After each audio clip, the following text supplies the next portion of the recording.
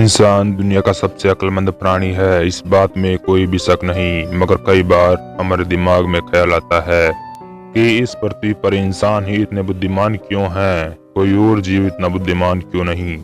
इस सवाल का जवाब दुनिया भर के वैज्ञानिक सालों से ढूंढने में लगे हुए हैं और समय समय पर इसे लेकर नई नई थ्योरीज आती रहती है। अमेरिका के न्यूयॉर्क यूनिवर्सिटी के प्राइमेटोलॉजी विभाग में अनेक अलमारी या इंसानों की तरह तरह की हड्डियों से भरी हुई है।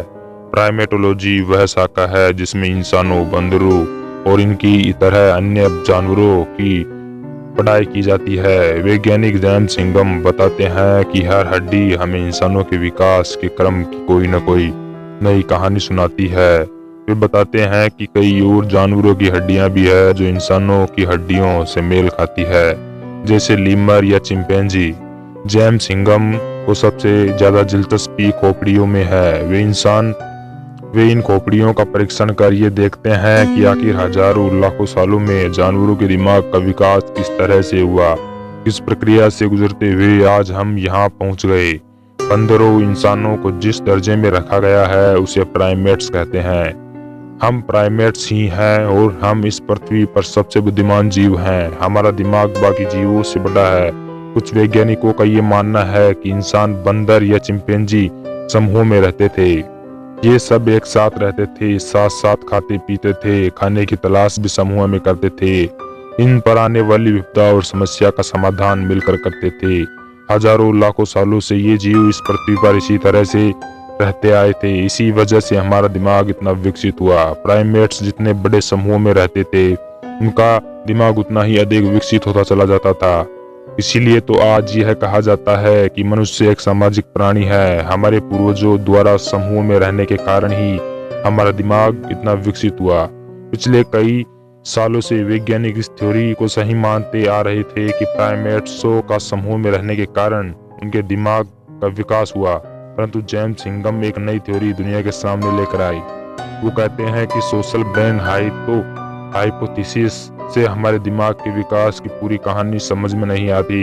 हिंगम का मानना है कि हमारे पूर्वजों के खान पान का हमारे दिमाग के विकसित होने पर बहुत गहरा प्रभाव पड़ा है।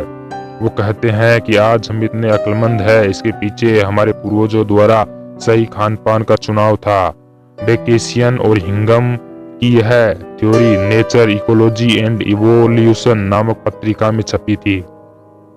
इस नतीजे पर पहुंचने से पहले एलेक्स डी केशियन की टीम ने 140 प्राइमेट्स की नस्लों के आंकड़े जमा किए। इनमें बंदर, इंसान व चिंपैंजी जैसे जानवरों के आंकड़े शामिल थे। इससे उन्हें प्राइमेट्स के दिमाग की एक दूसरे से तुलना करने में सहायता मिली।